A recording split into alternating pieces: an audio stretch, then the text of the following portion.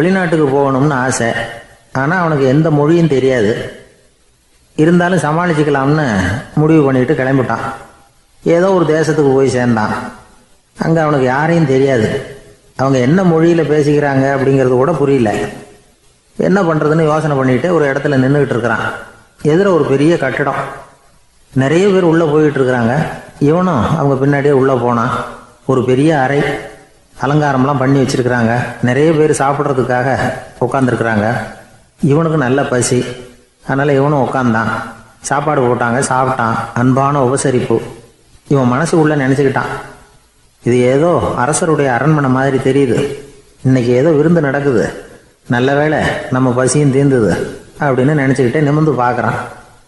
சாப்பாடு பரிமாறினவன் எதிரில் ரொம்ப பணிவோட முதுக வளைச்சி வணக்கம் தெரிவித்தான்.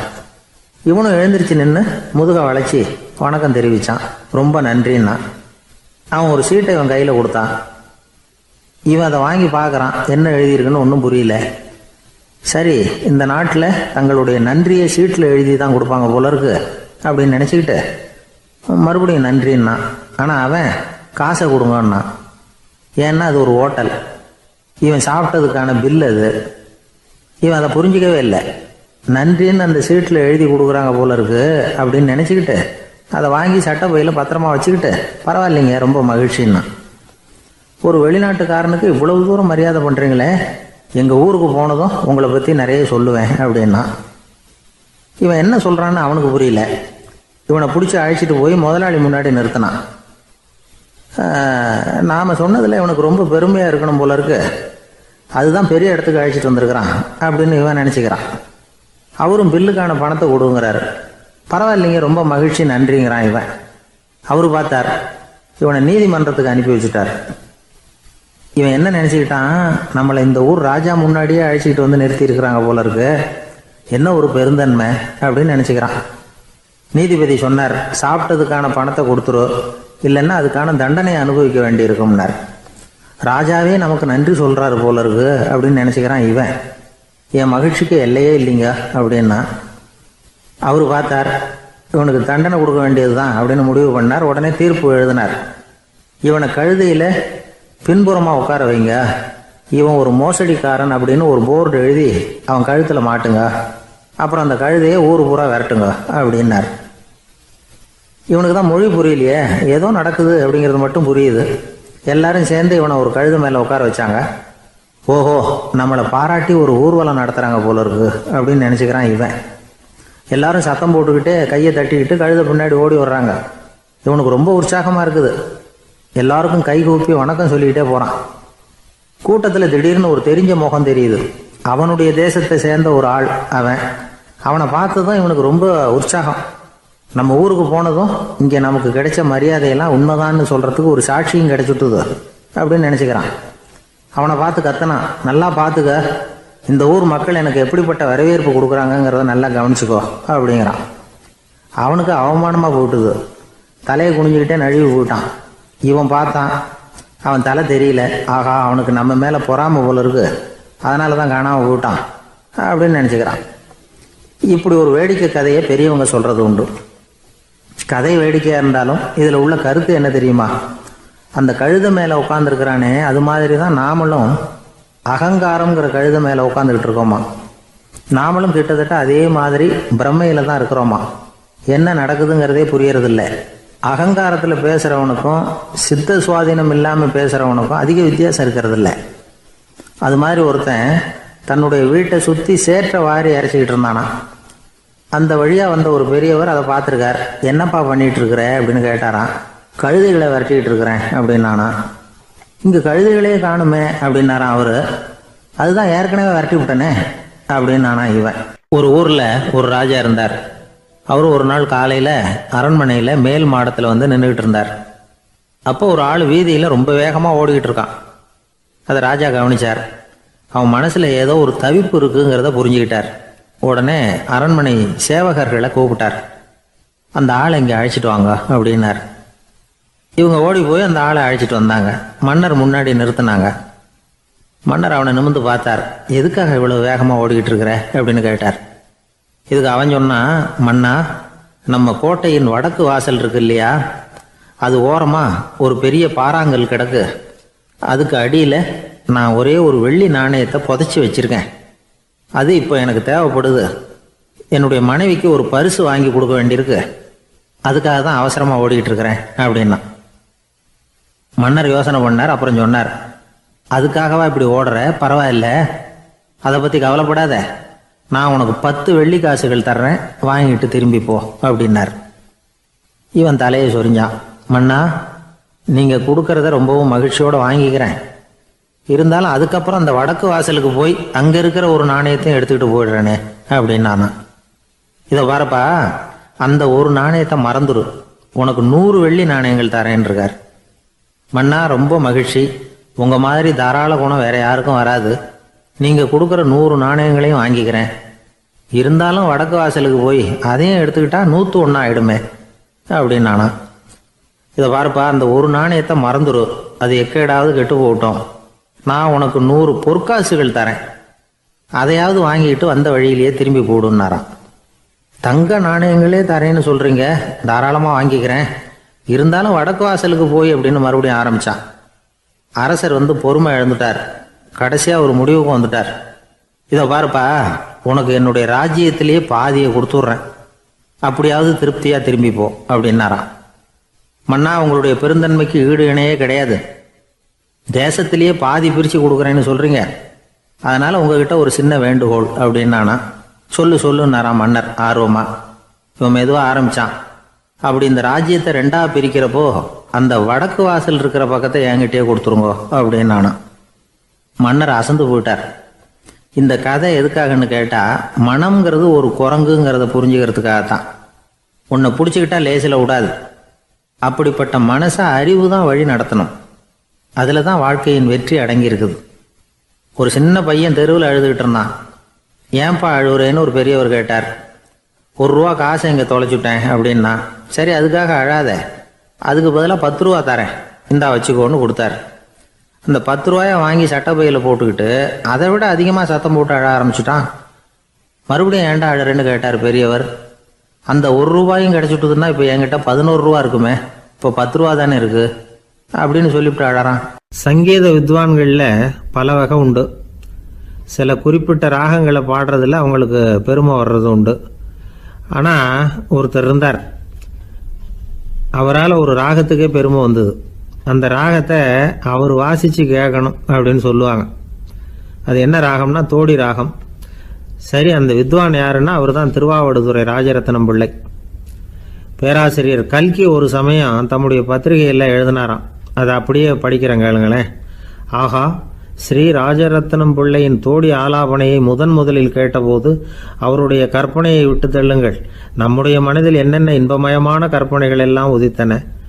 குழந்தை தாயிடம் கொஞ்சம் குரலை கேட்டோம், அன்னை குழந்தையிடம் கொஞ்சம் குரலை கேட்டோம், ரதியும் மன்மதனும் பேசிக்கொண்ட காதல் மொழிகளை கேட்டோம், முருகன் சிவபெருமான் செவிகுளிர மொழிந்த உபதேசத்தை கேட்டோம், கலைமகள் கவிஞனுக்கு அருளிய ஆசி மொழிகளை கேட்டோம், நாரத முனிவருடைய தம்பூரா சுருதியை கேட்டோம், ராவணன் தன் எலும்பை ஒடித்து வீணையாகச் செய்து வாசித்த கானத்தை கேட்டோம், கானப்பறவைகளின் கலகல ஒலியை கேட்டோம், கோல குயில்களின் குரல் இனிமையை கேட்டோம். இப்படிலாம் பேராசிரியர் கல்கி விமர்சனம் எழுதியிருக்கிறார். திருவாவடுதுறை ராஜரத்னம் பிள்ளை அவர்களுடைய வாசிப்பை கேட்டுட்டு டி.என். ராஜரத்னம் பிள்ளை இறந்து போனார். அப்போ கவிஞர் கண்ணதாசன் எழுதினார், செவியனில் ஓடி எங்கள் சிந்தையில் ஓடி இந்த புவியெல்லாம் ஓடி நின்பார் பொங்கிய தோடி வேறிங்கு எவரிடம் போகும் ஐய இனி அதை காப்பார் யாவர் அவிந்தனின் சடலத்தோடே அவிந்தது தோடிதானும் அப்படின்னு எழுதினாராம். அந்த அளவுக்கு அவருடைய தோடியை ரசித்தவர்கள் உண்டு. அதே மாதிரி தோடின்னா என்னன்னு தெரியாமலே அவரை ரசித்தவங்களும் அந்த காலத்தில் உண்டு. அதாவது ஒரு பெரிய சபையில் இவர் வாசிச்சுக்கிட்டு இருக்கிறார். பாதியில் ஒரு பெரிய மனுஷன் உள்ளே வந்தார். அவர் உடம்புல பட்டு வேஷ்டி, ஜருகை, அங்கவஸ்திரம், வாயில் வெத்தலை, வாசனை புகையில, காதில் வைரக்கடுக்கன், கழுத்தில் தங்க சங்கிலி, கை விரல் பூரா மோதிரம், கையில் ஒரு வெள்ளி வெத்தலை புட்டி, உதவிக்கு 2 பேர் பக்கத்தில். இவ்வளவு பந்தாவோட வரார் கச்சேரி கேட்கறதுக்கு. இப்படி வந்தவர் முதல் வரிசையில் உட்கார்ந்தார். வித்வான் வாசித்து முடித்ததும் இவர் அவரை பார்த்து, ஐயா, நீங்கள் தோடி வாசிக்கிறதுல ரொம்ப கெட்டிக்காரர்னு கேள்விப்பட்டிருக்கேன். அதை கேட்கறதுக்காக தான் மெனக்கிட்டு வந்திருக்கிறேன். அதை வாசிங்களேன் அப்படின்னாராம் இந்த பெரியவர். ராஜரத்னம் பிள்ளைக்கு ஒன்றும் புரியல. ஏன்னா இது வரைக்கும் அவர் வாசிச்சுக்கிட்டு இருந்ததே அந்த தோடி ராகத்தை தான். அதை வாசித்து முடித்ததும் அதை வாசிங்களேன்னு இவர் கேட்குறார். அப்படின்னா இவரோட ஞானம் எப்படிப்பட்டது? இவ்வளவும் கேட்டுட்டு இப்படி கேட்குறாரே அப்படின்னு அவர் யோசிச்சிருக்கிறார் ராஜரத்னம் பிள்ளை. உடனே என்ன பண்ணார் தெரியுமா? பக்கத்தில் ரொம்ப சாதுவாக சுருதி போட்டுக்கிட்டு இருந்த ஒரு முதுகில் ஓங்கி ஒரு குத்து விட்டாராம். அவருக்கு ஒன்றும் புரியல, எதுக்கு நம்மளை அடிக்கிறார் இவர், நம்மளை குத்துறாரு வித்வான்னு. அவர் அதிர்ச்சியால் இவர் நிமிர்ந்து பார்த்துருக்கார். அப்போ ராஜரத்னம் பிள்ளை சொன்னாராம், ஏய்யா ஐயா பெரிய மனுஷன், என்னுடைய பரம ரசிகர், தோடி ராகம் கேட்கணுங்கிறதுக்காக இவ்வளவு தூரம் வந்திருக்கிறார், வந்து வரிசையில் உட்காந்துருக்கார். நீ இந்த சமயம் பார்த்து தோடி ராகம் வாசிக்கிற நாதஸ்வரத்தை வீட்டில் வச்சுட்டு வந்துட்டியே, இப்போ ஐயாவுக்காக அந்த ராகத்தை நான் எப்படி வாசிக்கிறது அப்படின்னு சொல்லிவிட்டு மறுபடியும் முதுகில் ஒரு அடி கொடுத்தாராம். அடி வாங்கினவருக்கே சிரிப்பு அடக்க முடியலையா. எனக்கு இது மட்டும்தான் சார் தெரியும், இதை தவிர வேறு எதுவும் தெரியாது அப்படின்னு சொல்லிக்கிட்டே காலம் தள்ளுறவங்க ரொம்ப பேர். அவங்களெல்லாம் கஷ்டப்பட வேண்டியிருக்கும். ஒருத்தர் தன்னுடைய தொழிலில் ரொம்ப கெட்டிக்காரராக இருக்கலாம், அதுக்காக எப்பவும் அதே ஞாபகத்தில் இருந்துக்கிட்டு உலகியல் அறிவு இல்லாமல் இருந்துடக்கூடாது, அது ஆபத்து. இதுக்காக நம்ம தாத்தா பாட்டிலாம் ஒரு கதை சொல்லுவாங்களே, கேள்விப்பட்டிருக்கீங்களா? ஒரு சமயம் ஒரு 4 பேர் சேர்ந்து வெளியூருக்கு பிரயாணம் போனாங்களாம். அந்த 4 பேர் எப்படி தெரியுமா? ஒருத்தர் வேதாந்தி, இன்னொருத்தர் சங்கீத வித்வான், 3வது ஆள் வைத்தியர், 4வது ஆள் ஜோசியர். இவங்க 4 பேரும் நண்பர்கள். அதனால் சேர்ந்து புறப்பட்டாங்க. வழியில் ஒரு ஊரில் தங்கினாங்க. இருட்டி போச்சு. அதனால் இன்றைக்கி ராத்திரி இங்கேயே தங்கி இருந்துட்டு நாளைக்கு புறப்படலாம் அப்படின்னு தீர்மானம் பண்ணாங்க. சாப்பாட்டுக்கு என்ன பண்ணுறது? அங்கேயே கடத்தெருவுக்கு போய் சாமான்லாம் வாங்கியாந்து சமைச்சு சாப்பிட்லாம்னு முடிவு பண்ணாங்க. 4 பேர் இருக்கிறதுனால ஆளுக்கு ஒரு காரியமாக செய்யலாம் அப்படின்னு வேலையை பிரிச்சுக்கிட்டாங்க. வைத்தியர் கரிகாய் வாங்க போனார், வேதாந்தி எண்ணெய் வாங்க போனார், ஜோசியர் பலசரக்கு வாங்க போனார், சங்கீத வித்வானுக்கு சமைக்கிற வேலை. எல்லாம் சரி. ஆனால் நடந்தது என்ன தெரியுமா? கடைத்தெருவுக்கு காய்கறி வாங்க போனார்ல வைத்தியர், அங்கே போய் மார்க்கெட்டில் பார்த்தார். ஒவ்வொரு கறிகாயாக எடுத்து பார்த்தார். இது பித்தம், உடம்புக்கு ஒத்துக்காது, இது வாயு, உடம்பு ஒத்துக்காது அப்படின்னு ஒவ்வொன்றா தள்ளினார். கடைசியில் ஒன்றுமே தேரல, வெறுங்கையோடு திரும்பி வந்துக்கிட்டு இருக்கிறார். எண்ணெய் வாங்க போனார் வேதாந்தி, அவர் ஒரு தொன்னையில் எண்ணெயை வாங்கினார். பேசாமல் அதை எடுத்துகிட்டு வர வேண்டியது தானே, முடியல. அவருடைய வேதாந்த மூளை சிந்திக்க ஆரம்பிச்சுட்டுது. இந்த தொன்னைக்கு எண்ணெய் ஆதாரமா அல்லது எண்ணெய்க்கு தொன்னை ஆதாரமா அப்படிங்கிற ஆராய்ச்சியில் இறங்கினார். என்னாச்சு தெரியுமா? அப்படி கவுத்து பார்த்தார். வாங்கின எண்ணெய் பூராவையும் வழியில் கொட்டிவிட்டு வெறும் தொன்னையோடு சேர்ந்தார். பலசரக்கு வாங்க போனார் ஜோசியர், அவர் ஒரு வழியில் பார்த்தாரு. வழியில் வந்தவங்களெல்லாம் அங்கங்கே ஒரு மரத்தடியில் உட்கார வச்சு அவங்களுக்கெல்லாம் ஆர்வம் சொல்ல ஆரம்பிச்சிட்டார். அப்படி ஒவ்வொருத்தராக சொல்லி முடிச்சுட்டு கடத்தருக்கு போய் சேர்ந்தார். இவர் அங்கே போய் சேர்றதுக்குள்ளே ரொம்ப நேரம் ஆகிட்டுது. கடையெல்லாம் பூட்டி விட்டு போயிட்டாங்க. என்ன செய்கிறது? அவரும் வெறுங்கையோடு திரும்பி சேர்ந்தார். சரி, இவங்க கதை தான் இப்படி ஆச்சு. அங்கே சமைக்கிறதுக்காக உட்காந்துருந்தார் சங்கீத வித்வான், அவர் கதை என்னாச்சு தெரியுமா? அங்கே அவர் அடுப்பை பற்ற வச்சு ஒலையை கொதிக்க வச்சார். அதாவது ஒரு பானையில் தண்ணியை ஊற்றி அடுப்பில் வச்சார். அது கொதிக்க ஆரம்பிச்சிது. தண்ணி கொதிக்கிற சத்தம் இருக்குதுல்ல, அது இவருக்கு தாளம் போடுறது மாதிரி இருந்தது. ஒரே குஷி, பாட ஆரம்பிச்சிட்டார். பாடிக்கிட்டே உற்சாகமாக கையில் இருந்த கரண்டியால் அந்த பானையில் தட்டினார், தாளம் போடுறதா நினச்சிக்கிட்டு. அவ்வளவுதான், பானை பட்டுன்னு உடஞ்சி போச்சு. தலையில் கையை வச்சுக்கிட்டு அவரும் உட்காந்துட்டார். எந்த தொழில் தெரிஞ்சாலும் சரி, அதை புத்திசாலித்தனமாக பயன்படுத்த தெரியலன்னா ஆபத்து தான். அதுக்காக தான் இந்த கதை. ஒரு பஸ்ஸு டிரைவர் ரொம்ப கெட்டிக்காரரு. பஸ்ஸை ரொம்ப திறமையாக ஆபத்து இல்லாமல் ஓட்டினதுக்காக பரிசுலாம் வாங்கினவர். அவரே ஒரு படகு ஓட்டுறதுக்காக அழைச்சிட்டு போயிருக்கிறாங்க, மோட்டார் படகு. அதையும் ரொம்ப திறமையாக தான் ஓட்டிகிட்டு போயிருக்கிறாரு. நடுக்கடலில் போனதும் படகு நின்று போச்சு. மோட்டாரில் ஏதோ கோளாறு. என்ன செய்யலாம் அப்படின்னு அந்த டிரைவரை கேட்டிருக்கிறாங்க படகுல இருந்தவங்கெல்லாம். அப்போ அவர் சொன்னாராம், கவலைப்படாதீங்க, ஒன்றும் பிரச்சனை இல்லை, எல்லாரும் கொஞ்சம் கீழே இறங்கி பின்னாடி தள்ளுங்க, மோட்டார் ஸ்டார்ட் ஆகிடும் அப்படின்னாராம். இமயமலை அடிவாரத்தில் ஒரு மடம், அங்கே ஒரு சன்னியாசி இருந்தார். அவர்கிட்ட ஒருத்தர் வந்தார். சுவாமி, ஆசையை உதற நினைக்கிறேன், முடியல, ஒட்டிக்கிட்டே வருது அப்படின்னாராம். இப்படி உட்கார, ஒரு கதை சொல்கிறேன் அப்படின்னு சொல்லி அவர் சொல்ல ஆரம்பித்தாராம். அவர் சொன்ன கதை என்னென்னா, ஒரு ஊரில் ஒரு ஆள் இருந்தான். அவன் பேர் குப்புசாமி. அவங்ககிட்ட எப்பவும் ஒரு பழைய தொப்பி இருக்கும், விடவே மாட்டான். அதனால் அவனை எல்லாரும் தொப்பி சாமி அப்படின்னு தான் கூப்பிடுறது வழக்கம். ஒரு புது தொப்பி வாங்கிக்கப்படாதாப்பா அப்படின்னு நண்பர்கள்லாம் சொல்லி பார்த்தாங்க. பணத்துக்கு எங்கே போவேன் அப்படின்னு விட்டானா. பணம் வச்சுருக்கான், செலவு பண்ண மனசு வரல. மகா கஞ்சன். பழைய பாட்டில்கள்லாம் வாங்கி விற்றுக்கிட்டு இருந்தான். அப்படி ஒரு தடவை பழைய கண்ணாடி சாமான்களை ஏலத்தில் எடுத்தப்போ அதில் ஒரு அருமையான சென்ட்டு பாட்டில் கிடச்சிது. உடனே ஒரு ஐடியா பண்ணான். அந்த சென்ட்டை வந்து சின்ன சின்ன பாட்டில்களில் அடைச்சி ஜன்னல் ஓரமாக அடுக்கி வச்சுட்டான். அதை விற்றா நிறைய பணம் கிடைக்குமே, அதனால். இதுக்கு இடையில் ஒரு நாள் அவன் வந்து அப்படியே உட்காந்துருந்தான். அந்த நேரம் நண்பன் வந்தான். ஏண்டா உன் பழைய தொப்பியை மாற்றப்படாதா, ஊரில் எல்லாரும் கேலி பேசுகிறாங்களே உன்னை தொப்பி சாமின்னு அப்படின்னு சொல்லி கேட்டிருக்கான். இந்த சென்ட்டு பாட்டில் விற்றதும் பணம் வரும், அதுக்கப்புறம் பார்க்கலாம் அப்படின்னு நானா இவன். சரி வா நீச்சல் குளத்துக்கு போயிட்டு வருவோம் அப்படின்னு கூப்பிட்ருக்கான் நண்பன். 2 பேரும் போனாங்க. அதே நேரம் அந்த ஊர் நீதிபதியும் அங்கே குளிக்க வந்தாராம். அவர்கிட்ட இருந்தது விலை வசந்த ஒரு புது தொப்பி. அதை அங்கே இருந்த ஸ்டாண்டில் மாட்டிவிட்டு குளிக்க போனார். இதுக்கிடையில் குப்புசாமி குளிச்சுட்டு வந்தான். அவனுடைய பழைய தொப்பியை காணலை. அந்த புது தொப்பியை பார்த்தா இது நண்பனுடைய வேலை தான் அப்படிங்கிறதாக புரிஞ்சுக்கிட்டு அதை எடுத்து மாட்டிகிட்டு வந்துட்டான். நீதிபதி குளிச்சுட்டு வந்து பார்க்குறாரு, தொப்பியை காணும். போலீஸில் புகார் கொடுத்தார். அவங்க வந்து தேடினாங்க. ஒரு மூலையில் பழைய தொப்பி கிடச்சிது. அடடா இது நம்ம குப்புசாமியோட தொப்பி இல்லையா அப்படின்னு நானா ஒருத்தன். உடனே அவன் வீட்டுக்கு தேடிட்டு போயிருக்காங்க. அங்கே போய் பார்த்தா புது தொப்பி அங்கே இருக்குது. உடனே அவனுக்கு 1000 ரூபா அபராதம் போட்டாங்களாம். அவன் பணத்தை கட்டிவிட்டு ரொம்ப எரிச்சலோடு வீட்டுக்கு வந்தான். பழைய தொப்பி கண்ணில் பட்டது. மறுபடியும் உன்னால் தானே எனக்கு 1000 ரூபா நஷ்டம் அப்படின்னு சொல்லி அதை எடுத்துக்கிட்டு அப்படி போயிருக்கான். அந்த ஊர் குளத்தில் வீசி எரிஞ்சிட்டு வந்துட்டான். அது மீன் பிடிக்கிற ஒருத்தன் கையில் சிக்கிச்சு. அவன் வர்ற வழியில் அதை எடுத்து வேகமாக வீசி எறிஞ்சான். அது நேராக குப்புசாமி வீட்டு ஜன்னல் வழியாக உள்ளே வந்து இந்த சென்ட்டு பாட்டில்கள் மேலே விழுந்து எல்லாம் உடஞ்சி நொறுங்கி போச்சு. குப்புசாமி பார்த்தான். தோட்டத்தில் ஆழமாக ஒரு குழியை வெட்டினான். அந்த தொப்பியை போட்டான், மூடிவிட்டான். இதை அடுத்த வீட்டுக்காரன் பார்த்தான். ஏதோ புதையல் தான் வச்சுருக்கான் போல இருக்குன்னு நினச்சான். போலீஸில் போய் புகார் கொடுத்துட்டான். மறுபடியும் போலீஸ் குழியை தோண்டினாங்க. பழைய தொப்பி மறுபடியும் வெளியில் வந்தது. எல்லோரும் சிரிக்கிறாங்க. அன்னைக்கு ராத்திரியே அந்த தொப்பியை எடுத்துக்கிட்டு நேராக புறப்பட்டான். ஒரு கல்லில் அதை சேர்த்து கட்டி குடிநீர் தொட்டி இருக்கும்ல அதில் போட்டுட்டு வந்துட்டான். இனிமேல் என்ன பண்ணும் பார்ப்போன்னு. ஒரு நாள் திடீர்னு குழாயெல்லாம் அடைப்பட்டு போச்சு. மாநகராட்சி அலுவலர்கள் வந்து என்னன்னு பார்த்தா அந்த பழைய தொப்பி குழாயை அடைச்சிக்கிட்டு இருக்குது. இது குப்புசாமியோட தொப்பிங்கிறது தான் எல்லாருக்கும் தெரியுமே. உடனே குடிநீரை வந்து பாழாக்கணத்துக்காக குப்புசாமிக்கு கோர்ட்டு 2500 ரூபா அபராதம் போட்டுவிட்டுது. அதையும் கட்டிவிட்டு வெளில வந்தான். கடைசியாக முடிவு பண்ணான்.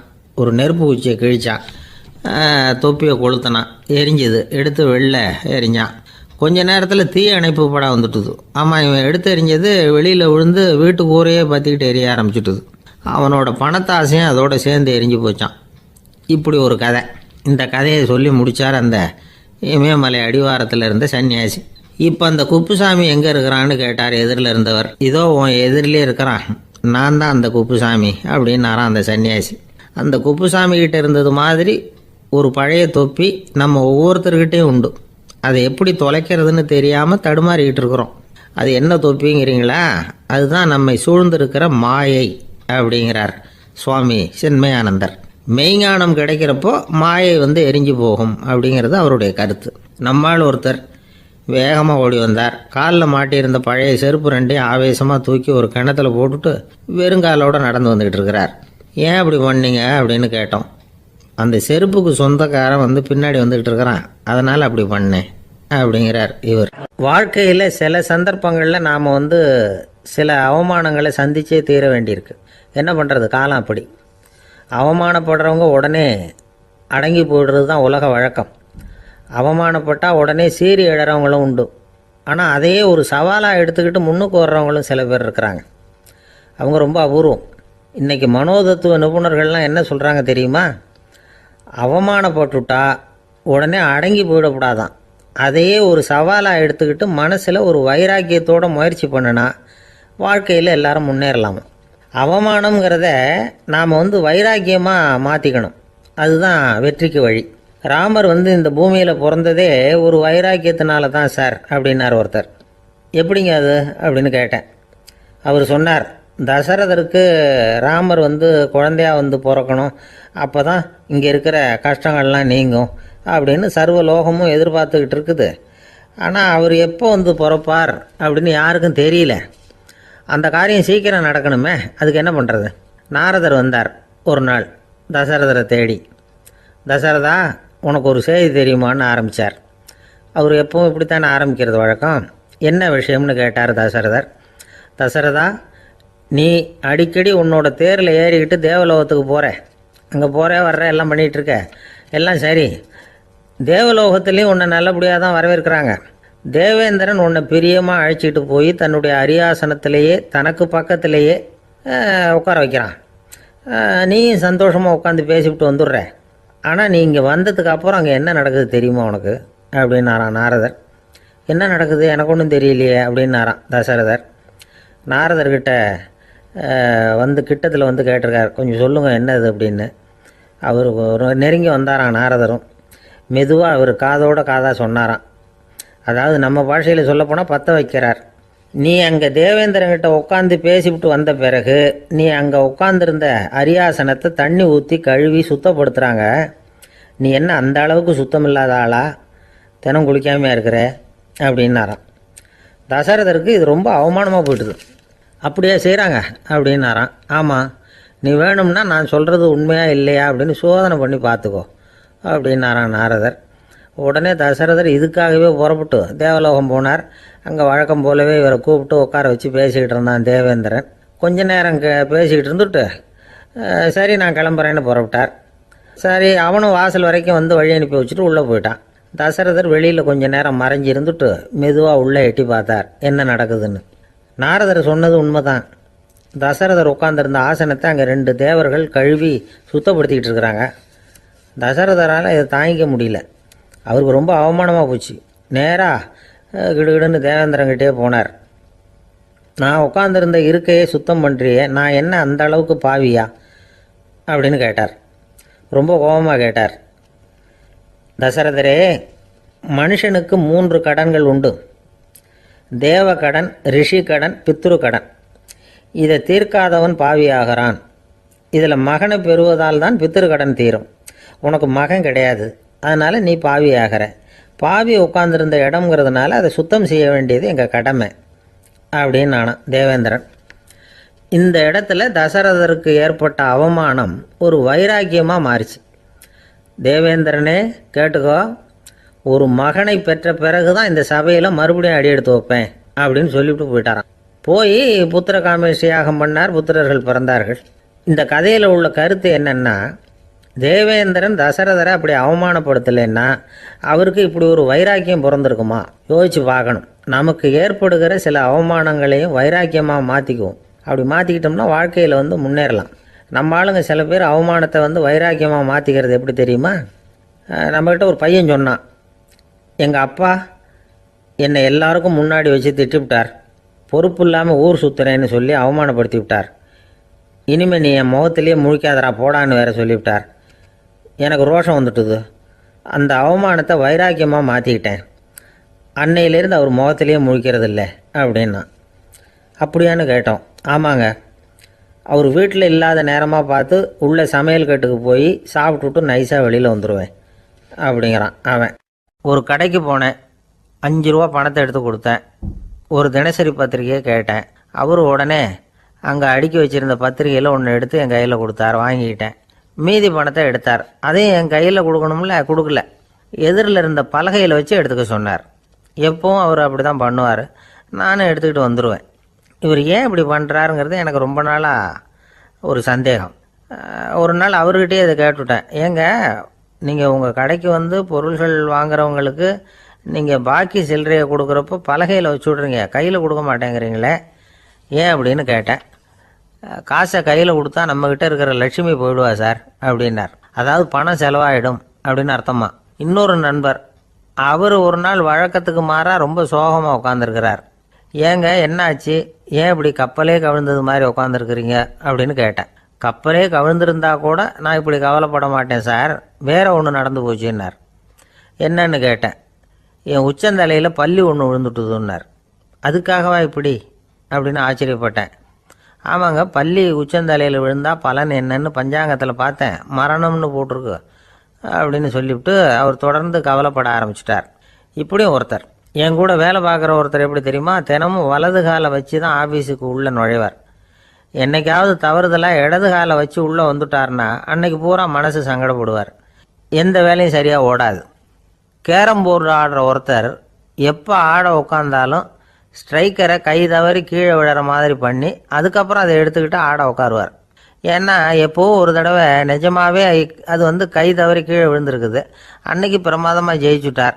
உடனே ஒரு முடிவுக்கு வந்துட்டார், கை தவறுனா லாபம் அப்படின்னு. அதுக்கப்புறம் அதையே பழக்கமாக்கிக்கிட்டார். பூனை குறுக்க போனால் சகனம் சரியில்லைன்னு நினைக்கிறவங்க உண்டு. ஆனால் ஒருத்தர் எப்படி தெரியுமா, அவர் வெளியில் கிளம்புற சமயம் பக்கத்து வீட்டு ரேடியோவில் மியாவ் மியாவ் பூனைக்குட்டின்னு பாட்டு சத்தம் கேட்டால் கூட போதும், சகனம் சரியில்லைன்னு பிரயாணத்தை கேன்சல் பண்ணிவிடுவார்.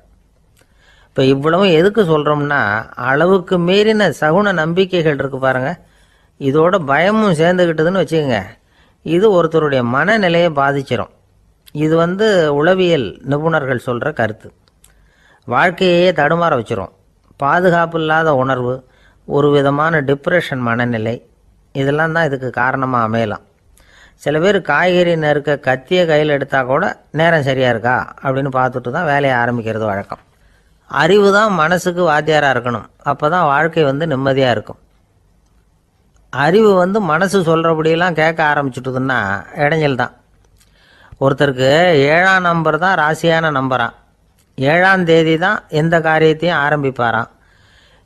7 எழுத்து வர்றது மாதிரி பேரை மாற்றி வச்சுக்கிட்டார். 7 மணிக்கு தான் தினமும் எழுந்திருப்பார். 7ஆம் நம்பர் வீட்டில் தான் குடியிருக்கார். கல்யாணம் கூட 7ஆம் தேதி தான் பண்ணிக்கிட்டார். அவர் ஒரு நாள் குதிரை பந்தயத்துக்கு போனாராம்.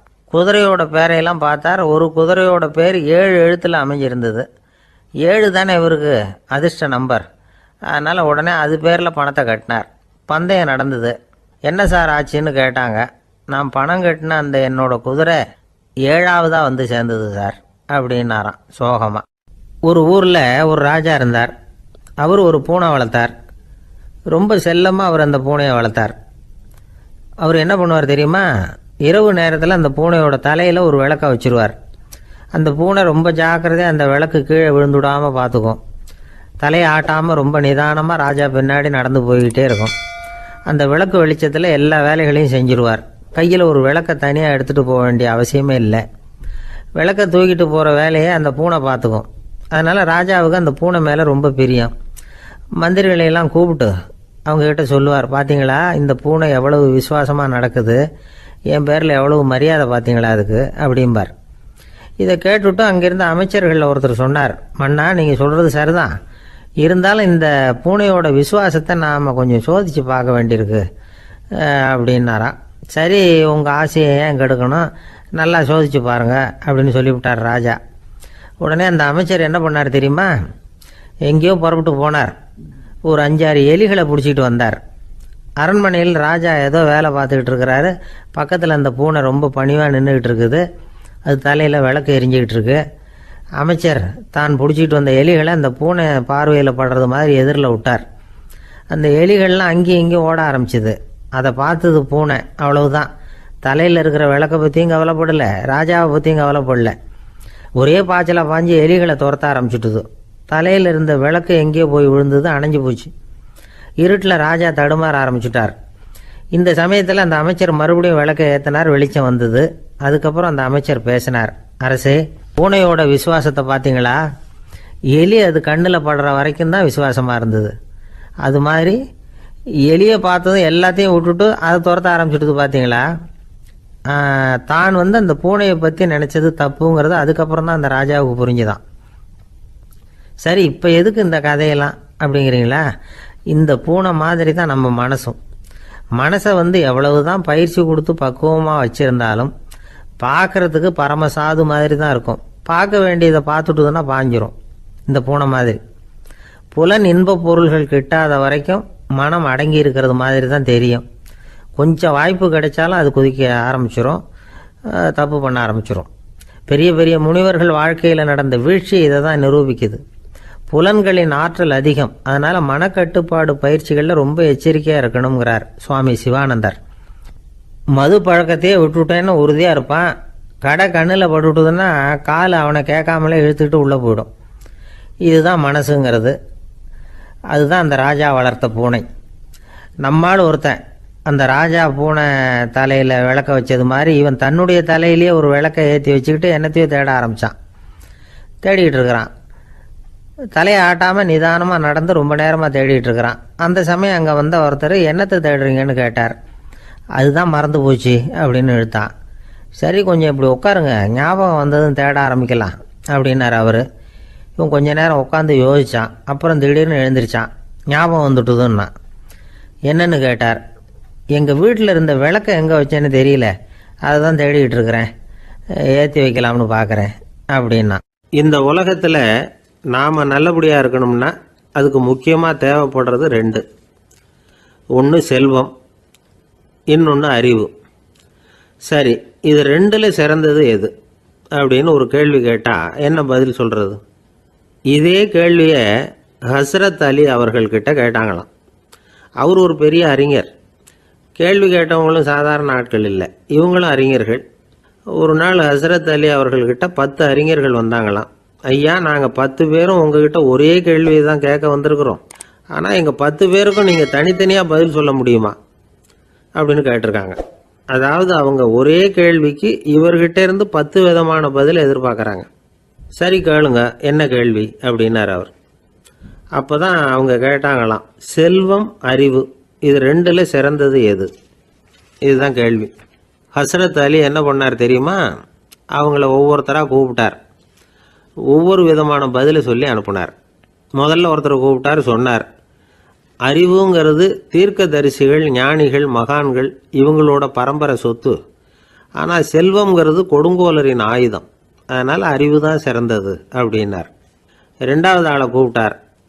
உங்ககிட்ட செல்வம் இருந்தால் நீங்கள் தான் அதை காப்பாற்றணும், ஆனால் அறிவு உங்களை எப்பவும் காப்பாற்றும். ஆகவே அறிவு தான் சிறந்தது அப்படின்னார். 3வது ஆளை கூப்பிட்டார். செல்வந்தனுக்கு எப்போதும் விரோதிகள் அதிகம், ஆனால் அறிஞனுக்கு நண்பர்கள் அதிகம். அதனால் அறிவு தான் சிறந்ததுன்னார். அடுத்தவரை கூப்பிட்டார். செல்வம் அடுத்தவங்களுக்கு கொடுக்க கொடுக்க குறையும், ஆனால் கல்விங்கிறது அதிகரிச்சுக்கிட்டே வரும், கொடுக்கறதுனால குறையாது. அதனால் அறிவு தான் சிறந்ததுன்னார். இன்னொருத்தரை கூப்பிட்டார். அறிவுள்ளவன் எப்பவும் அதை அடுத்தவங்களுக்கு வாரி வழங்கிக்கிட்டே இருப்பான், அதனால் அவங்ககிட்ட தாராளத்தன்மை இருக்கும். ஆனால் செல்வந்தன்கிட்ட கஞ்சத்தனம் தான் இருக்கும், அதனால் அறிவு தான் சிறந்ததுன்னார். 6வது நபரை கூப்பிட்டார். செல்வத்தை கள்வர்கள் திருடிட்டு போக முடியும், ஆனால் அறிவை அப்படி திருடிட்டு போக முடியாது அப்படின்னார். 7வது நபரை கூப்பிட்டார். செல்வம் கால ஓட்டத்தில் அழிஞ்சிரும், ஆனால் அறிவை கால ஓட்டம் ஒன்றும் பண்ண முடியாது, ஆகவே அறிவே சிறந்ததுன்னார். 8வது ஆளை கூப்பிட்டு சொன்னார், செல்வத்துக்கு எப்பவும் எல்லை உண்டு, நிறை உண்டு, அளவு உண்டு, கணக்கு உண்டு. ஆனால் அறிவுக்கு அப்படிப்பட்ட எல்லை எதுவும் கிடையாது, அதனால் அதுதான் சிறந்ததுன்னார். அடுத்தவனை கூப்பிட்டார். செல்வம் உள்ளத்தில் உள்ள ஒளியை போக்கிவிடும், இருட்டை உண்டாக்கிவிடும், விரிந்த மனப்பான்மையை குறுகலாக்கிவிடும். ஆனால் அறிவு அப்படி இல்லை, இருண்ட உள்ளத்தில் ஒளியை பாய்ச்சி அதை விசாலப்படுத்துது, அதுதான் சிறந்ததுன்னார். கடைசியாக 10வது நபரை கூப்பிட்டார். செல்வம் மனசில் செருக்கை உண்டாக்குது, ஆணவத்தை ஏற்படுத்துது, அதனால் நானே கடவுள்னு நினைக்கிற அளவுக்கு மனுஷனை தாழ்த்தி விடுது. ஆனால் அறிவு பணிவையும் பண்பாட்டையும் வளர்க்குது, அதனால் அறிவு தான் சிறந்ததுன்னார். ஆக இப்படி 10 பேருக்கும் 10 விதமாக பதில் சொன்னது மூலமாக ஹஸ்ரத் அலி அவர்கள் அறிவு தான் செல்வத்தை விட சிறந்தது அப்படிங்கிறதுக்கு 10 காரணங்களை சுட்டி காட்டியிருக்கார். அந்த அறிஞர் 10 பேர் கேட்ட ஒரே கேள்விக்கு 10 பதில் சொன்னார். நமக்கு வேண்டிய ஒருத்தர் 10 பேர் கேட்ட கேள்விக்கு ஒரே பதில் சொல்லி சமாளித்தார். கேள்வி என்ன தெரியுமா? என்கிட்ட வாங்கின கடனை எப்போயா திருப்பி கொடுக்க போகிற? இதுதான் அந்த 10 பேரும் கேட்ட ஒரே கேள்வி. இந்த மாதம் 26ஆம் தேதி தந்துடுறேன் அப்படிங்கிற ஒரே பதில் சொல்லி அவ்வளவு பேரையும் இவர் அனுப்பி வச்சுட்டாராம். எல்லாரும் போனதுக்கப்புறம் இவரை தனியாக கூப்பிட்டு கேட்டிருக்கிறாங்க. அது என்ன சார் கணக்கு, 26ஆம் தேதி அன்னைக்கு என்ன அதிசயம் நடக்க போகுது அப்படின்னு கேட்டிருக்காங்க. அதிசயம் அன்னைக்கு இல்லை, அதுக்கு நாளே நடக்க போகுதுன்னாராம்.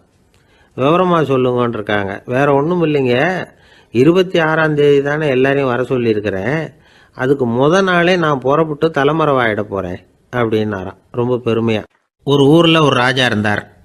அந்த ராஜாவுக்கு ஒரு மந்திரி. ராஜா ரொம்ப நியாயமானவர், நேர்மையானவர், கண்டிப்பானவர். தப்பு செய்கிறது யாராக இருந்தாலும் தண்டனை கொடுப்பார். வேண்டியவங்களுக்கு ஒரு நியாயம், வேண்டாதவங்களுக்கு ஒரு நியாயங்கிறதெல்லாம் அவர்கிட்ட கிடையாது. ஒரு சமயம் அரசவையில் அந்த அமைச்சரே விதிமுறைகளுக்கு புறம்பா ஏதோ நடந்துகிட்டு இருக்கார். மன்னருக்கு கோபம் வந்துட்டுது.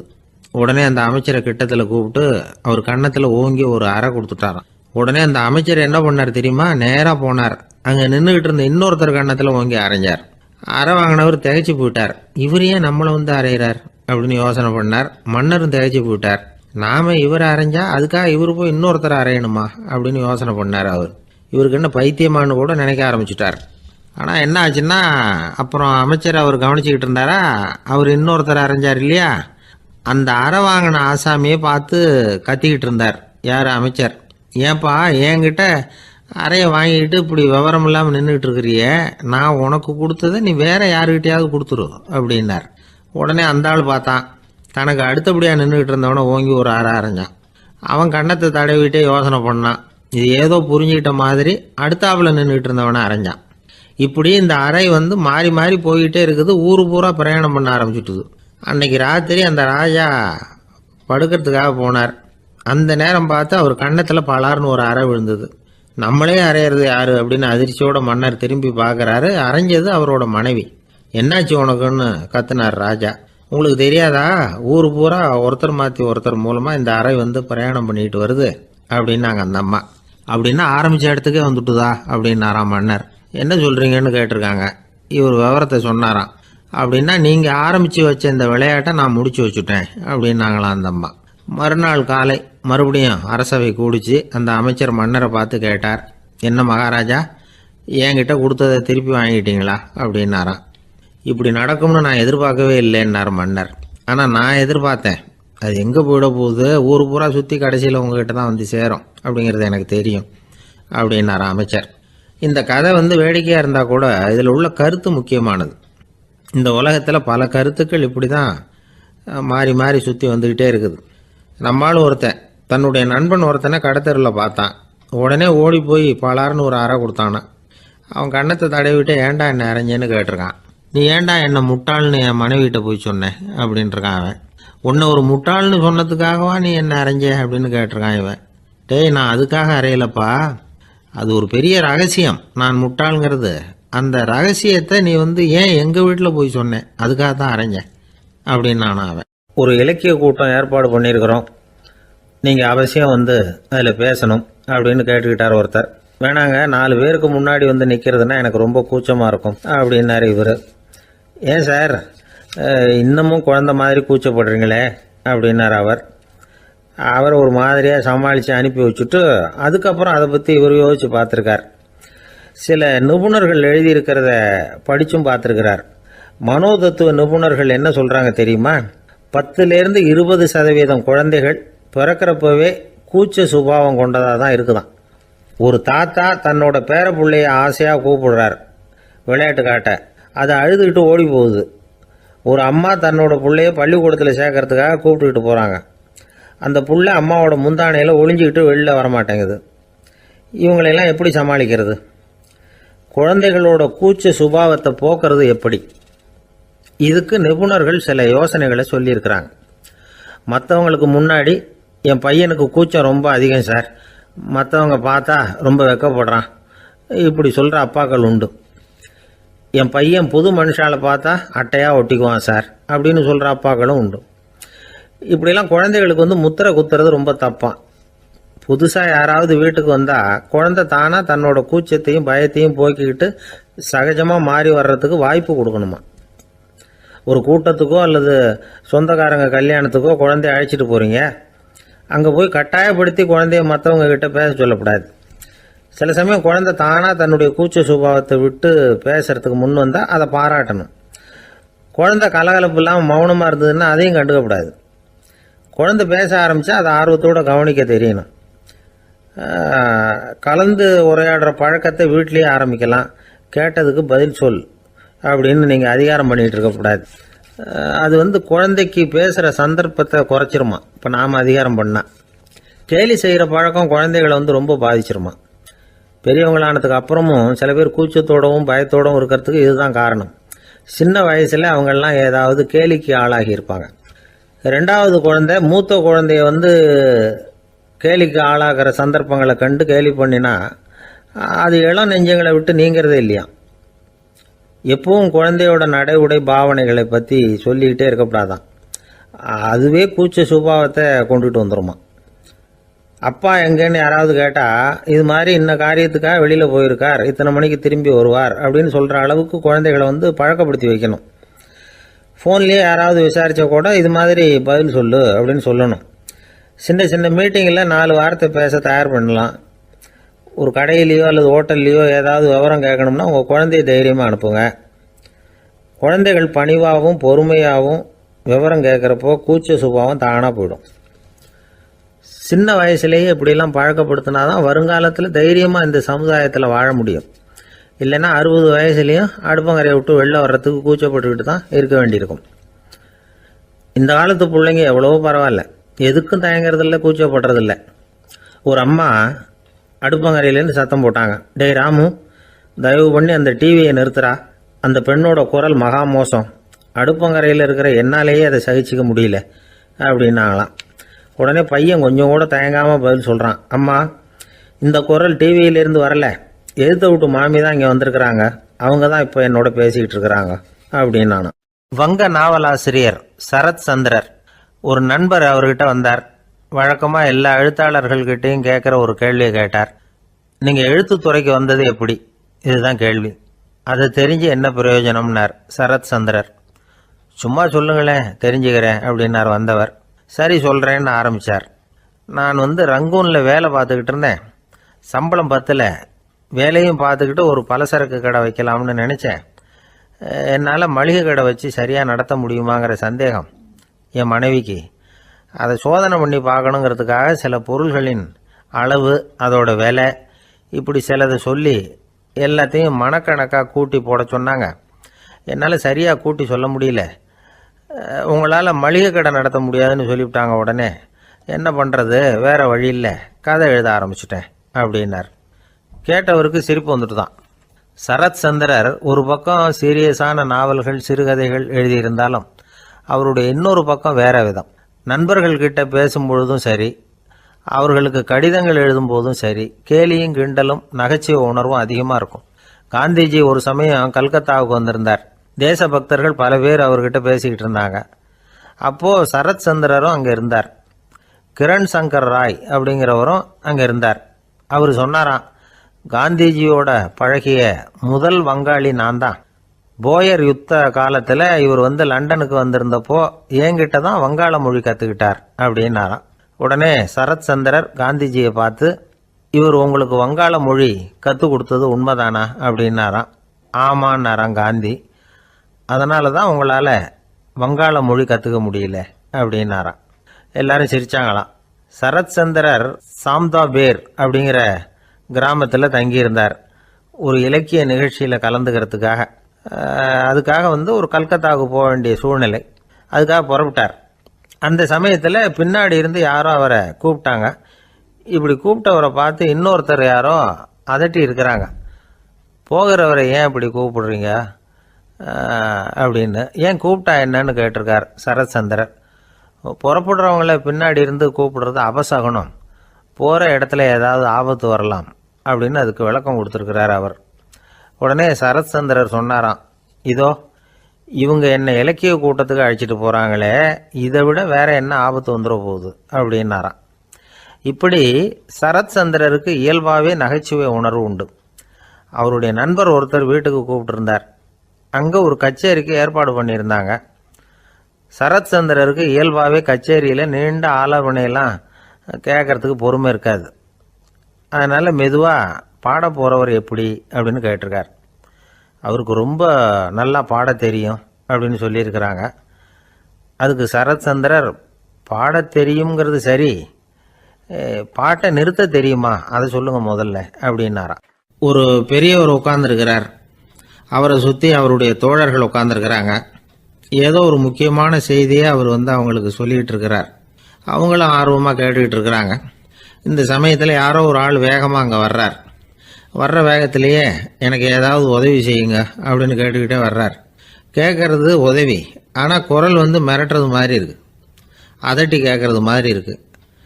இதை கேட்டதும் அந்த பெரியவர் ஆத்திரப்படலை, ஆனால் அவரை சுற்றி இருந்தவங்க ஆத்திரப்பட்டாங்க. இதை பெரியவர் கவனித்தார். கொஞ்சம் அமைதியாக இருங்கன்னார். வந்தவரை கூப்பிட்டார். அவருக்கு சில பொருள்களை கொடுத்தார். என்னங்க இப்போ உங்களுக்கு மகிழ்ச்சி தானே அப்படின்னார். ஆ அப்படின்னு அலட்சியமாக அவர் சொல்கிறார். நான் உங்களை நல்ல முறையில் நடத்தினேன்னா அப்படின்னு கேட்குறாரு அவர் மறுபடியும். அதெல்லாம் ஒன்றும் இல்லை அப்படின்னு சொல்லி அவர் சொல்லிகிட்டு இருக்கிறாரு. குரலில் கடுமை குறையில. சுற்றி இருந்தவங்களால இதை பொறுத்துக்க முடியல. கோபத்தோடு அவரை நோக்கி நெருங்க ஆரம்பித்தாங்க. பெரியவர் அவங்களையெல்லாம் தடுத்து நிறுத்தினார். வந்தவரை வாங்க என்னோட அப்படின்னு சொல்லி அழைச்சிட்டு போனார். வீட்டுக்கு போனார்.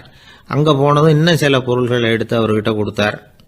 இப்போ திருப்தி தானே, நான் உங்ககிட்ட நல்ல முறையில் நடந்துக்கிட்டேனா அப்படின்னார். அவர் முகம் இப்போ தான் கொஞ்சம் மலர்ந்தது.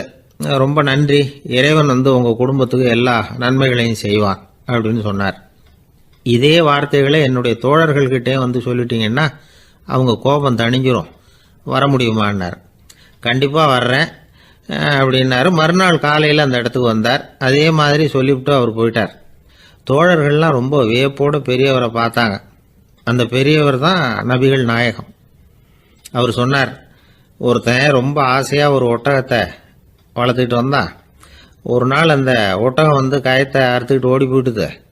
அக்கம் பக்கத்தில் இருக்கிறவங்கெல்லாம் அந்த ஒட்டகத்தை பிடிக்கிறதுக்கு முயற்சி பண்ணாங்க. அதை துரத்திக்கிட்டு ஓடினாங்க. ஒட்டகம் தாறுமாறாக ஓட ஆரம்பிச்சுது. இந்த சமயத்தில் ஒட்டகத்தை வளர்த்தவன் அங்கே ஓடி வந்தான். நீங்கள் அதை ஒன்றும் செய்ய வேணாம், விட்டுருங்க. அதோட சுபாவம் எனக்கு நல்லா தெரியும். அதை சுலபமாக என்னோட வழிக்கு கொண்டுட்டு வந்துட முடியும். நான் பார்த்துக்கிறேன், விட்டுருங்கோ அப்படின்னா. எல்லாரும் விலைக்கு போயிட்டாங்க. இவன் என்ன செஞ்சான் தெரியுமா? கொஞ்சம் புல்லை கையில் எடுத்துக்கிட்டு அந்த ஒட்டகத்தை நெருங்கினான். அவ்வளவுதான். அது ஓடி இவன் காலடியில் உட்காந்துக்கிட்டது. செல்லமாக அதை அப்படியே தடவி கொடுத்தான். முதுகில் ஏறி உட்காந்துக்கிட்டான். அது பாட்டுக்கு சாதுவாக நடந்து போகுது. இந்த கதையை நபிகள் நாயகம் தம்முடைய தோழர்களுக்கு சொல்கிறார். ஒட்டகத்தை மட்டும் இல்லை, சில மனிதர்களையும் கூட சில விதத்தில் அணுகிதான் அவர்களை சீர்திருத்த வேண்டியிருக்குது அப்படிங்கிறத அவங்களுக்கு உணர்த்தினார். இது ஒரு அழகான உளவியல் அணுகுமுறை. சில குடும்ப தலைவர்கள் கூட இந்த ஒட்டகம் மாதிரி நடந்துக்கிறது உண்டு. அப்புறம் அடங்கி போகிறதும் உண்டு. ஒரு குடும்ப தலைவர் காலையில் எழுந்திரிச்சதுலேருந்து சத்தம் போட்டு கத்திக்கிட்டு இருப்பார். பக்கத்தில் இருந்தவங்கெல்லாம் ஓடி போய் சமாதானம் பண்ணி பார்த்தாங்க. அவர் ஓயறது மாதிரி தெரியல. கடைசியில் அவர் மனைவி வந்தாங்க. நீங்கள் எல்லாம் விலகி போயிடுங்க, அவர் சுபாவம் எனக்கு தெரியும், நான் பார்த்துக்கிறேன் அப்படின்னாங்க. சரின்னு எல்லாரும் போயிட்டாங்க.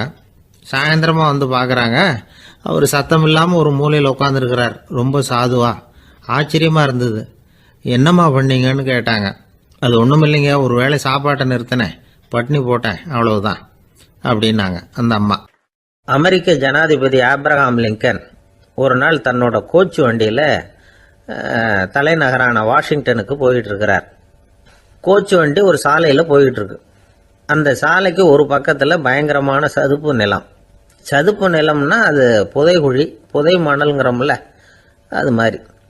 அந்த சதுப்பு நிலத்தில் யாராவது மாட்டிக்கிட்டா அவ்வளோதான், ஆளை கொஞ்சம் கொஞ்சமாக உள்ள அமுக்கிவிடும். தப்பிச்சு கரையிறது கஷ்டம். அப்படிப்பட்ட நிலம் அது. ஆப்ரஹாம் லிங்கன் ஏதோ ஒரு முக்கியமான அரசாங்க வேலையாக போயிட்டு திரும்பி வந்துகிட்டு இருக்கிறார். அதனால் அந்த சமயத்தில் அவர் விலை வசந்த ஆடைகளை அணிஞ்சிருக்கிறார். அப்படி அவர் அந்த கோச்சு வண்டியில் வந்துகிட்டு இருக்கிறாரு. அந்த சமயத்தில் ஒரு காட்சி அவர் கண்ணில் பட்டுட்டுது. என்ன தெரியுமா? ரோட்டுக்கு பக்கத்தில் இருந்த சதுப்பு நிலத்தில் ஒரு இளம் பன்றி குட்டி சிக்கிக்கிட்டு தவிச்சிக்கிட்டு இருக்குது. பரிதாபமாக கத்திக்கிட்டு இருக்குது. அதை பார்த்தார் லிங்கன். அவருக்கு என்ன மாதிரி ஆயிட்டுது. உடனே வண்டியை நிறுத்த சொன்னார். கீழே இறங்கினார். தன்னோட விலை வசந்த ஆடைகளை பற்றி லட்சியம் பண்ணவே இல்லை. தனக்கே ஆபத்து வரலாம்ங்கிறத பற்றியும் கவலைப்படலை. தான் ஒரு குடியரசுத் தலைவருங்கிறத பற்றியும் அவர் நினச்சி பார்க்கல. நேராக அந்த சதுப்பு நிலம் பக்கமாக போனார். அந்த சேத்துல இறங்கி பன்றிக்குட்டியை காப்பாற்றி கரைக்கு கொண்டுட்டு சேர்த்துட்டார். அதுக்கப்புறம் நிம்மதியாக கோச்சு வண்டியில் ஏறி வெள்ள மாளிகைக்கு சேர்ந்தார். ட்ரெஸ்ஸு உடம்பு பூரா சேரு சகதி. பார்க்குறவங்களுக்கெல்லாம் ஆச்சரியமாக போச்சு. அவங்களுக்கு ஒன்றும் புரியல. இவர் நேராக ட்ரெஸ்ஸு மாற்றிக்கிறதுக்காக போனார். கோச்சு வண்டி ஓட்டிகிட்டு வந்தவங்கிட்ட போய் எல்லாரும் கேட்டாங்க என்ன ஆச்சு அப்படின்னு. அவர் வர்ற வழியில் நடந்த விவரத்தை சொன்னார்.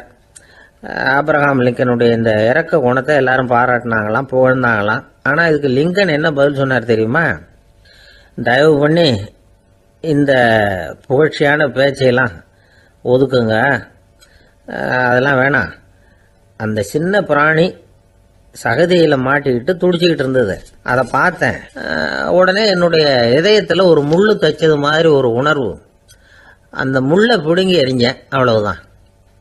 உண்மையில் அந்த பிராணிக்கு நான் உதவினேங்கிறத விட எனக்கு ஏற்பட்ட இன்னலை போக்கிக்கிட்டேன் அப்படிங்கிறது தான் உண்மை. அதுதான் பொருத்தம். அப்படி இருக்கிறப்போ இதில் புகழறதுக்கு என்ன இருக்குது அப்படின்னாராம் ஆபிரகாம் லிங்கன். எவ்வளவு யதார்த்தமான வார்த்தைகள் பாருங்க. இந்த காலத்தில் நம்மளையும் பல பேர் அப்படி உண்டு. நீச்சல் தெரியாத ஒரு ஆள் தண்ணியில் இறங்கிட்டான். தண்ணி ஆழம்ங்கிறது அப்புறமா தான் தெரிஞ்சுது. தத்தளிக்க ஆரம்பிச்சுட்டான். வாழ்னு கத்துறான். கரையில் நின்றுட்டு இருந்த ஒருத்தர் இதை பார்த்தார். உடனே அவருக்கு இதயத்தில் முள்ளு தைச்சது மாதிரி ஒரு உணர்வு. உடனே குபீர்னு தண்ணியில் பாஞ்சார். அவரை காப்பாற்றி கரைக்கு கொண்டுட்டு வந்து சேர்த்தார். இதை பார்த்துக்கிட்டு இருந்த இன்னொருத்தர் காப்பாற்றின அந்த ஆளை பாராட்டி புகழ்ந்தார். என்ன புகழாதீங்க சார் அப்படின்னார் அவர். ஏன்னு கேட்டார் இவர். நான் அந்த ஆளை ஏன் காப்பாற்றினேன் தெரியுமா? அவன் நேற்றுக்கு என்கிட்ட 300 ரூபா கடன் வாங்கியிருக்கிறான். இவன் தண்ணியில் போட்டான்னா நான் கொடுத்த கடனும் தண்ணியில் போடும். அதனால தான் விழுந்து காப்பாற்றினேன் அப்படின்னா அந்த ஆள். ஒருத்தர் இருக்கார், நல்ல உத்தியோகத்தில் தான் இருக்கிறார். ஆனால் எப்போ பார்த்தாலும் முகத்தை வெறுப்பாக வச்சிருப்பார். அப்படியே வருவார் போவார். ஏன் சார் இப்படி இருக்கிறீங்க அப்படின்னு விசாரித்தோம்.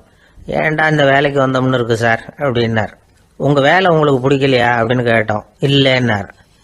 இப்படிப்பட்டவங்க வெற்றிகரமான வாழ்க்கை வாழ முடியாது. இது நிபுணர்கள் கருத்து. வேலையை நேசிக்க தெரிந்தவர்கள் வெற்றி பெறுவார்கள் அப்படிங்கிறாங்க அவங்க. எந்த துறையாக இருந்தாலும் சரி, அந்த துறையில் வெற்றிகரமாக இருக்கிறவங்கள விசாரித்து பாருங்க. எனக்கு என்னுடைய வேலை ரொம்ப பிடிக்கும் அப்படின்னு சொல்கிறவங்களா தான் இருப்பாங்க. அப்படி இருந்தால் தான் அது வெற்றிகரமாக இருக்க முடியுது அவங்களால. ஒருத்தனுக்கு பிடித்தமான பொழுதுபோக்கே அவனுடைய தொழிலாக இருந்துட்டுதுன்னா அவனை மாதிரி கொடுத்து வச்சவன் வேற யாரும் இல்லை அப்படிங்கிறார் பெர்னாட் ஷா. ஒரு தடவை மன்னர் ஹுமாயூன் உயிரை தண்ணீர் முண்டு ஊற்றுகிற தொழிலாளி ஒருத்தர் காப்பாற்றினாராம் அந்த ஹுமாயூன் உயிரை. உடனே மன்னர் கேட்டிருக்கார், உனக்கு என்ன வேணும்னாலும் கேளு தரேன், உயர் பதவி வேணுமா அப்படின்னு கேட்டாராம். மன்னா, மக்களின் தாகம் தீர்க்கக்கூடிய இந்த பணியை விட உயர்ந்தது உண்டா அப்படின்னாராம் அந்த தொழிலாளி. அவரால் அவருடைய வேலையை நேசிக்க முடிஞ்சுது. அதனால் மகிழ்ச்சியாக இருக்க முடிஞ்சுது. நாமெல்லாம் அப்படி இல்லை. வேலை கிடைக்கிற வரைக்கும் கிடைச்சா போதும் அப்படின்னு இருக்கோம். கிடைச்சதுக்கப்புறம் ஏன்டா இந்த வேலைக்கு வந்தோம்னு ரொம்பவும் அழுத்துக்குவோம். சரி, நாம் இருக்கிற இடத்துல நாம் வெற்றிகரமாக இருக்க வழி உண்டா அப்படின்னா உண்டுன்னு சொல்கிறாங்க. அதாவது மன இயல் நிபுணர்கள் இருக்கிறாங்க இல்லையா, அவங்க அதுக்கு முக்கியமாக 6 வழிகள் சொல்கிறாங்க. நீங்கள் ஒரு அலுவலகத்தில் வேலை பார்க்குறவரா அப்படின்னா இதை கேளுங்க. அதாவது உங்கள் மேலதிகாரி எதிர்பார்ப்புக்கு தகுந்த மாதிரி உங்கள் வேலை இருக்குதா? அப்படி இல்லைன்னா முதல்ல உங்கள் வேலையின் தரம் உயரணும். உங்களுக்கு மேலே கீழே வேலை பார்க்குற பணியாளர்கள்கிட்ட நல்ல விதமாக பழகிறீங்களா?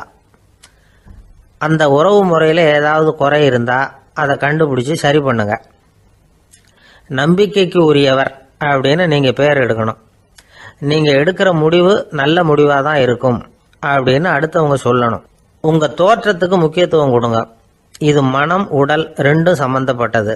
அதனால் மனசையும் ஆரோக்கியமாக வச்சுருக்கணும், உடம்பையும் ஆரோக்கியமாக வச்சுருக்கணும். உங்களுடைய நிர்வாகம் செயல்படுற விதத்தை நல்லா புரிஞ்சு வச்சுக்கணும். உங்களுடைய நிர்வாகம் இப்போ ஒரு காரியம் செய்யுதுன்னு வச்சுங்க, ஏன் அப்படி செய்யுது, எதுக்காக அப்படி செய்யுது, அதனுடைய குறிக்கோள் என்ன, அது நீடிக்கிறதுக்கு காரணம் என்ன, இதையெல்லாம் தெரிஞ்சுக்கணும். சிரிப்புக்கு வஞ்சகம் பண்ணக்கூடாது. நல்லா சிரிக்கணும், அப்போ தான் அது திரும்ப கிடைக்கும். கடந்த கால தோல்வியை பற்றி கவலைப்படக்கூடாது. முதலாளி விருப்பம் தெரிஞ்சு நடந்துக்கிறது நல்லது தான். அதுக்காக காக்கா பிடிக்கணுங்கிற அவசியம் இல்லை. உங்களுக்கு ஒரு பொறுப்பான வேலை கிடைக்குது, உடனே சத்தம்